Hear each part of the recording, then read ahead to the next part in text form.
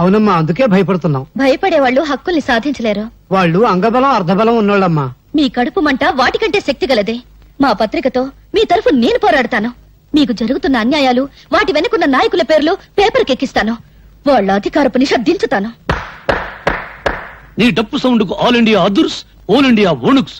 Paper ను పట్లం కట్టే శంఖం టైప్ లో ఊస్తే భం భం భం సౌండ్ కాదు వచ్చేది, తుస్సు తుర్రు.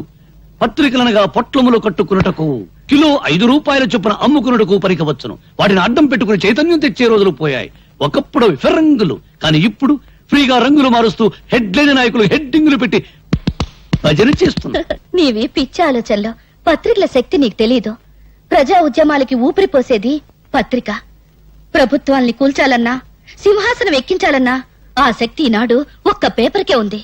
ప్రజల్లో చైతన్య జ్వాలలు వెలిగించి విప్లవానికి మార్గం చూపేది పత్రిక. అబ్బో, బంతి పువ్వు చెవులో పెట్టుకుని ఇప్పుడే బస్ దిగినోడికి చెప్పు, నీ పత్రిక ఏ సింహాసనం కదిలించింది? నీ పత్రికల కంటే ముద్దు ఈ దేశంలో భగవద్గీత, రామాయణం, ఖురాన్లో ఉన్నాయి. వాటిని చదివి నిద్రలేవని జనం ఇప్పుడు నీ పత్రికలకు నిద్రలేస్తారా? అరగంట సేపు అల్లూరి సీతారామరాజును గురించి విని ఆయన ఏ ఊరు ఎమ్మెల్యే అని అడిగే జనాన్ని పోనీ నిద్రపోని, సంవత్సరాలుగా నిద్రపోని. నిద్రపోతున్నది జనం కాదు, నీలాంటి వాళ్ళు. తెలివుండి 10 మందిని ఒకటి చేసి దోపిడీ మీద దాడి చేయించే శక్తి ఉండి నిద్రపోతున్నారు. నీకు చేతనైతే నువ్వు నిద్రలే, వీళ్ళకు అండగా నిలబడు, వీళ్ళలో చైతన్యం తీసుకురా. అమ్మో, డప్పు వాయింపుడు డగడంగడంగనక్క ఆపు పేపర్ పులి. నిద్ర లేపేది బ్రతుకున్న వాళ్ళను గాని చచ్చిపోయిన వాళ్ళను కాదు. వీళ్ళలో ఒక్కడైనా ఎవడైనా బ్రతుకున్నాడా చైతన్యం తేవడానికి?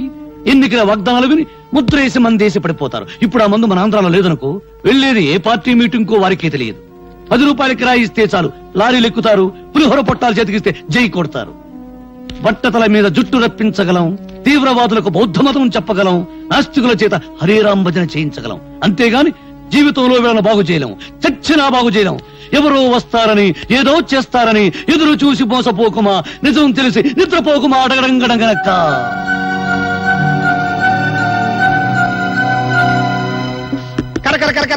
పకోడీ అండి బాబు. బెంగాల్ పోయినా దొరకదు, కలకత్తా పోయినా దొరకదు, కాశీ పోయినా దొరకదు. దొరికినా ఇప్పుడు కాశీకి ఎక్కడ పోతాం గానీ ముందు ఒక ప్లేట్ పకోడీ కొట్టించవా. ఇస్తావులా బాబు, అంత కంగారు పడతావంటే. తిరుపతి తిరుపతి తిరుపతి తిరుపతి ఎక్కడరా? రేణిగుంట పక్కన. రేణుగుంట పక్కన? అరే, నువ్వు చెప్పబోతా మాకు తెలీదు. గరిట తీసుకొని కొట్టారంటే మొహం చెట్టు అయిపోద్ది. పిచ్చి పిచ్చి వేషాలేక మా అసిస్టెంట్ గురించి మాట్లాడుతున్నా. తిరుపతి ఏంటంటే ఎక్కడ తెచ్చావురా? అమ్మగారు పిడి బిగిన తోంటే వెళ్ళాను. పీడే? అదే తిరగలి పిడి ఏమండే, ఇన్నాళ్ళ నుంచి డబల్ డ్యూటీలు చేస్తున్నాను కదా, జీతం మీద తెచ్చుకా. పోలేరా, చాలా కష్టపడి పని చేస్తున్నావు కదా. రే, మన పాత పద్ధతి ప్రకారం నిన్ను ప్రశ్నిస్తాను రా. ఆ ప్రశ్నకు నువ్వు సరిగ్గా సమాధానం చెప్పావనుకో, నీ నెల జీతం పెంచుతాను. తప్పుడు సమాధానం చెప్పావనుకో, నెల జీతం కట్టు. అయ్య బాబాయ్, మళ్ళీ ఎవరు మగం చూసానో ఏమో. అడగండి, జాగ్రత్తగా విను. ఒక సెంటర్ లో ఒక చోట గాంధీ గారి విగ్రహం ఉంది, దాని పక్కనే నెహ్రూ గారి విగ్రహం ఉంది.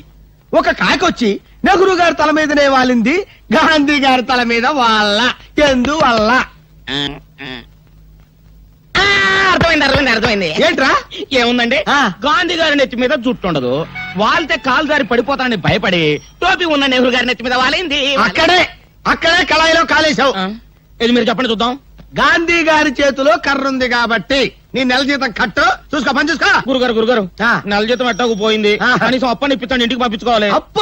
నా జీవితంలో అప్పు అరువు ఎవరికి ఇవ్వనరా. అనవసరంగా రూపాయి అప్పు ఇవ్వను, అనవసరంగా ఒక అప్పుటి అరువు పోయాను. ఎందుక అదిగో వస్తున్నాడు. ఎవడు? అది ఏం చేస్తాడు? ఏం చేస్తాడా? ఊరికి అప్పారు కదా, ఆ రోడ్డుకి డబ్బులు లేడు. తెలుసుకోండి. రమ్మను. వస్తున్నాడు. బాబు, నిన్నే బాబు. ఏంటి బాబు? అరడాదిన ఇడ్లీ, 1 కేజీ ఉప్మా, పెద్ద పెసర, మినీ మినప పట్టుకురా బాబు. అలాగే. డబ్బులే? డబ్బులా? లక్ష్మీ సరస్వతులు, అక్కా చెల్లెళ్ళు పుష్కలంగా ఉన్నాయి, పట్టుకురా బాబు. అరే, అడిగేం కావాలి చూడు. శుభ్రంగా తిన్నావు కదా, డబ్బులు బాబు. డబ్బులా? బిల్లు ఎంత బాబు? 30 రూపాయలండి. 30 రూపాయల? 30,000 రూపాయలు విలువ చేసే సరస్వతిని సమర్పిస్తాను, పిచ్చివాడు. సరస్వతి? అవును. ఆవిడెవరు? ప్రకృతి కవిత. గాలి వీచును, గాలి వీచును, ఓహో, చెట్లు పూయును, చెట్లు పూయును, అయ్య బాబాయ్, నిప్పు కాలును, నిప్పు కాలును, నదులలో. ఎందులో? నదులలో నీరు ఉండును, నీరు ఉండును, నీరు ఉండును, నీరు ఉండు. అరే నల్లోడా ఇట్రారా. ఏంటంటే గురుగారు ఇది నీకు ఎంతకాలం నుంచి తెలుసురా? చాలా కాలం నుంచి తెలుసు మరి గురుగారు. నాకెందుకు చెప్పలేదురా? మరే ఎందుకు చెప్పలేదురా? ఎందుకు చెప్పలేదురా? మళ్ళీ నా పిడి ఊడిపోయింది. తిరుపతి అదేంటి అలా కొట్టుకుంటున్నారు? నా పిడి ఊడిపోయింది. ఎవరు బిగిస్తారు? నేను ఉత్తరాన్ని ఉండండి. ఎక్కడికి రా? పిడి, పిడి. చంపుతాను. నువ్వు పదవే పద. సరిగ్గా సమయానికి వస్తుంది ఇది. నీ చేతనేమైతే చివరికైనా నేను రావాల్సిందే. అమ్మా సీత, మీ అన్నయ్య ఫ్యాక్టరీకి వెళ్ళాలమ్మా. ఓ బిందె పట్టుకోనా? అలాగే అక్క. సీత, పిల్లలు స్కూల్ కి అర్జెంట్ గా పంపించాలి. ఓ బిందె నేను పట్టుకోనా? అలాగే. భరతను ఇది చదివావా? దొంగలూరు రైలు ఇంజనే కొట్టేశారట. రైల్వేలు ప్రజల ఆస్తులు అని మంత్రి గారు స్టేట్మెంట్ ఇచ్చుంటారు. దాని దొంగలు చదివి ఉంటారు, కాజేశారు. నో తప్పు.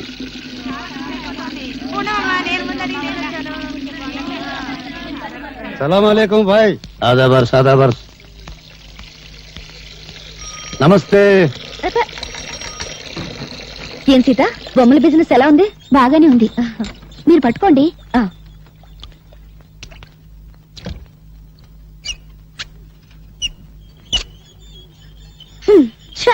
నేను బకెట్ పెట్టగానే నీళ్లు ఆగిపోయాయి.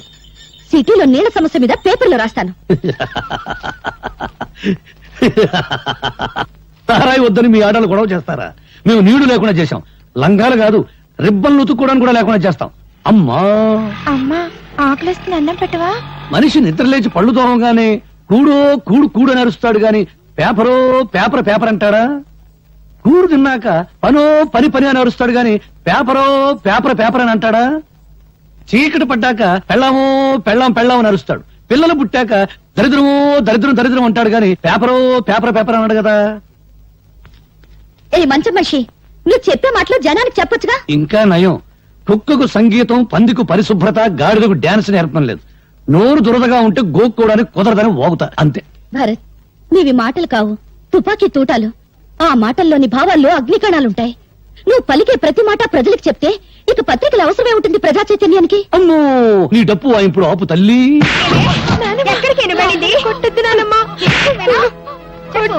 అదిగో, అక్కడ చూస్తే మంచి సీన్.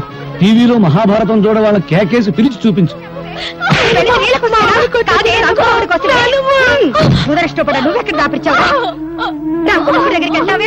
మా అమ్మని చంపేస్తుంది. మా అమ్మని కాపాడు, నీకు దండం పెడతాను. మా అమ్మని కాపాడు, మా అమ్మని కాపాడు.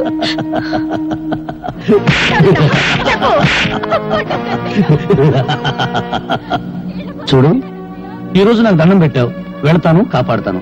రేపేంటి, కొట్టినప్పుడల్లా మీ అమ్మని ఎవరొచ్చి కాపాడతారు? అందుకని మీ అమ్మని నువ్వే కాపాడుకో. నేనా? నేను చిన్నోని కదా, ఎలా? నువ్వు ఎప్పుడైనా ఎలక్ట్రిక్ బల్బును పగలగొట్టావా? పగలగొట్టాను. ఇంక లేట్ ఎందుకు? మీ అమ్మని తలుచుకో, రాయి తీసుకో, ఆ రాక్షసి తల ఎలక్ట్రిక్ బల్బ్ అనుకో, గురువు చూసి పట్టును కొట్టు. వెళ్ళు వెళ్ళు.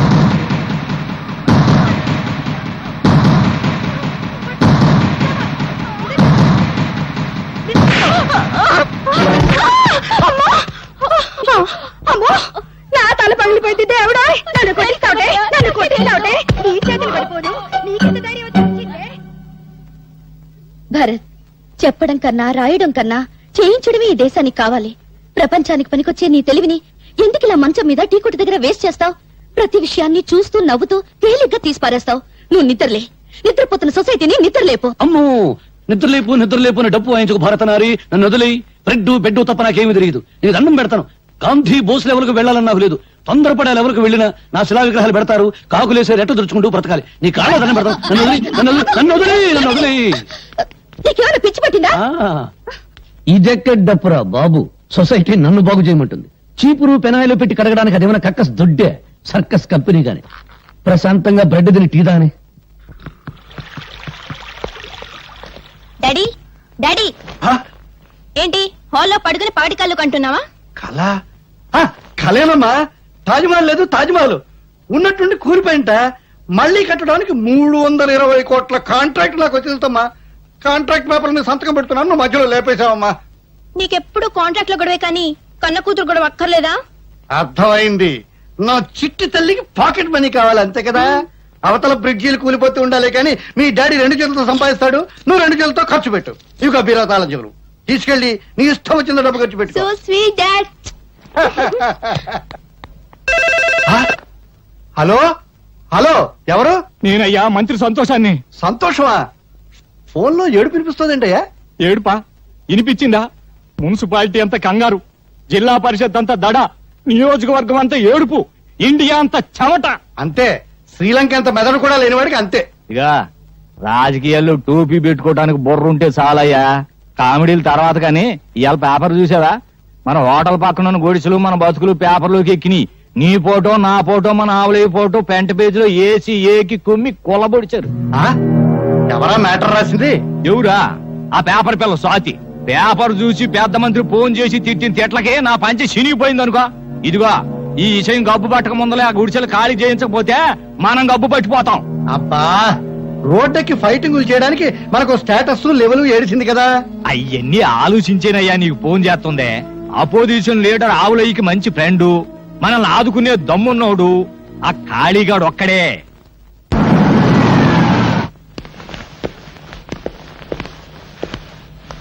అడ్డలతో చాలా మంచి బిల్డింగ్ కట్టారే. మంత్రులు పోలీసు వాళ్ళు మనోళ్ళైతే మద్దర్లంత మంచి వ్యాపారం మరొకట్లేదు.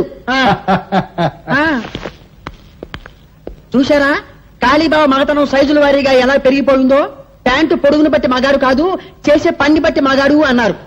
ఇదిగో 1960లో కాళీబాబా ఈ కత్తోనే ఫస్ట్ టైం మర్డర్ చేశాడు. అప్పుడు నేను ఇంకా రాజకీయాల్లోకి రాలా. అవును, బెజవాడలో బజ్జీలు అమ్మేవాడి.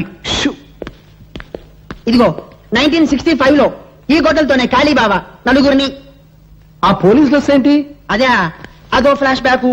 1970లో ఎస్పీ రాఘవరావు అని అబ్బో తెగనీలిగే వాళ్లే. ఆ రోజుల్లో ఓ మంత్రి గారి అబ్బాయి ఓ అమ్మాయిని మార్భంగం చేశాడు. ఆ అబ్బాయిని ఇదిగో ఈ ఎస్పీ గారి అరెస్ట్ చేశాడు. దాంతో ఏం చేయాలో తోచగా మంత్రి గారు కాళీబాబాకి జై అన్నాడు, కాళీబాబా సై అన్నాడు. పట్టపగలు నడు రోడ్డు మీద ఆ ఎస్పీని చంపి ఆటోలో నేరుగా మంత్రి గారింటికి వెళ్లి ఆ నెత్తురు బట్టలు విప్పేసి మంత్రి గారి ఖద్దరు బట్టలు వేసుకుని జామ్మంటూ బయటకు వచ్చేశాడు. అంతే, అప్పటి నుంచి కాళీబాబా పలుకుపడి జాలిం లోషన కూడా లొగ్గని తామరలాగే ఇలాగే జామ్మంటూ పెరిగిపోయింది. చాలా పెద్దదే. నరకడానికి టైం పట్టిందా? మెడకి కొవ్వు బాగా ఉంది సార్, అందుకే తీసేసింది. ఎమ్మెల్యే సింహాద్రి తల. తెలుసు బావా, సౌండ్ తగ్గించు. తెలుసు బావా, నిన్నలే తెలిసింది. పెద్దాడు సొంత పార్టీ పెట్టుకుంటూ పోతే అట్ట. బరే బరే బరే బరే, కంగారులో నమస్కారం పెట్టవే మర్చిపోయాను. నమస్కారం బావా. ఏయ్ నమస్కారం.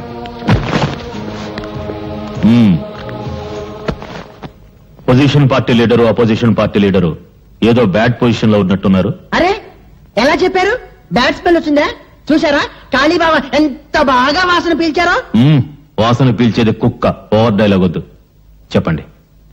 ఆయన ప్రముఖ బిల్డర్ శ్రీపతి గారు. నమస్కారం అండి. హలో, రాజకీయం వ్యాపారం కలిసి వచ్చిందంటే ఏదో గడబిడ ఉన్నట్టే. అదే అదేం కాదు, సిటీలో మా 5 స్టార్ హోటల్ తెలుసుగా, దాని పక్కన సౌండ్. మా హోటల్ కాంపౌండ్ వాళ్ళని ఆనుకుని ఉన్న స్థలాన్ని ఆక్రమించేసుకుని కూలి విధాలు గుడిసెలు వేసేసుకున్నారండి. వాళ్ళ వల్ల ఒకటే న్యూసెన్స్. డబ్బు ఇస్తా ఉన్నాం, ఖాళీ చేయరు. గవర్నమెంట్ కంప్లైంట్ చేస్తా ఉన్నాం, భయపడరు. వాళ్ళ వల్ల మా హోటల్ బిజినెస్ దెబ్బతింటోంది. కనుక మీరు కొంచెం. అర్థమైంది, వాళ్ళ సంగతి నేను చూసుకుంటాను.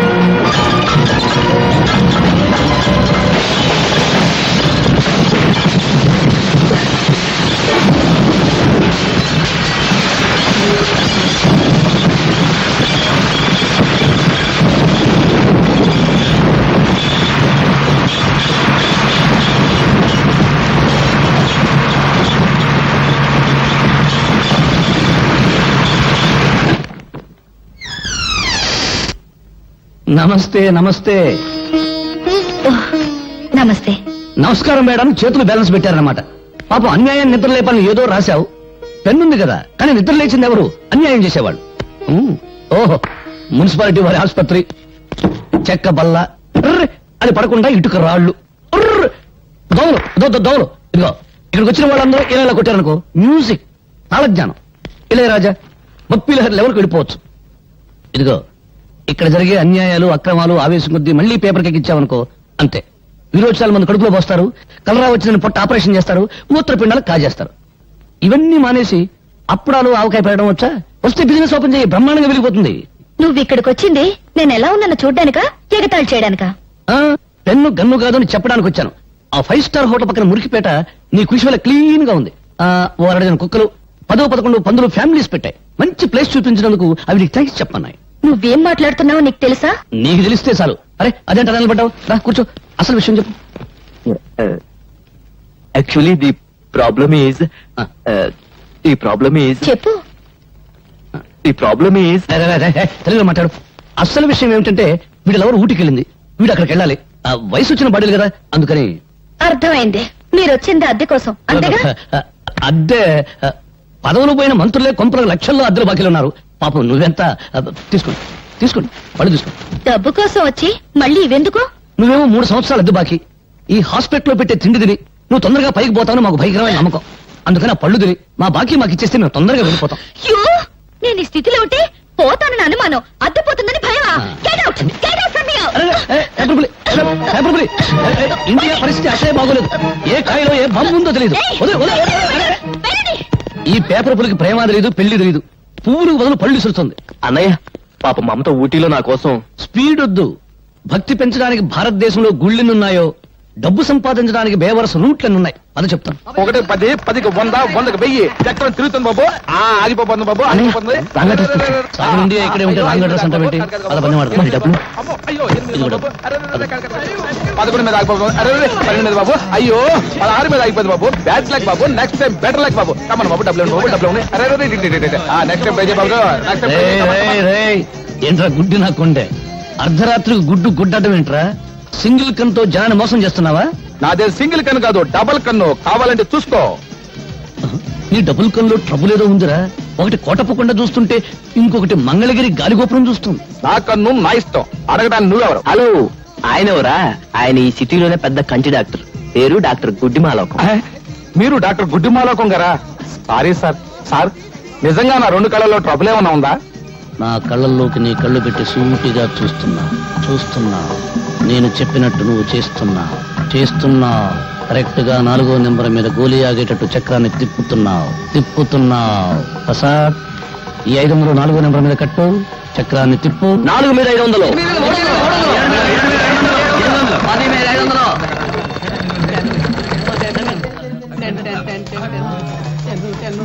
ఓహో, 500కి ఎంత? 5000 ఇచ్చే